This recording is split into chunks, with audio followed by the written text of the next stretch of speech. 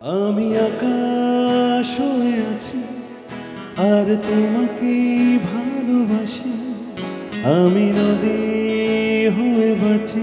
পরিবার থেকে আসলে আপনি কতটুকু সাপোর্ট পেয়েছেন? আমার বাসায় লেখাপড়া এবং মিউজিক দুইটাই প্যারালাল ছিল, ওটাও করতে হবে এবং সেই সাথে লেখাপড়াও চালাতে হবে। ডালেতে লরি সরি বহিও সাতো কি ময়না রে। সাব্বির যেমন মিউজিক করে আমিও তো করি, কিন্তু এই প্রফেশনটা একদমই ডিফারেন্ট, তাই না? এই যে প্রফেশনের কারণে আজকে সাব্বির জামান কত মানুষ চেনে, একটা সফটওয়্যার ইঞ্জিনিয়ার হলে কেই বা চিনতো। দূরে নীল দরিয়া আমায় রে দে ছাড়িয়া।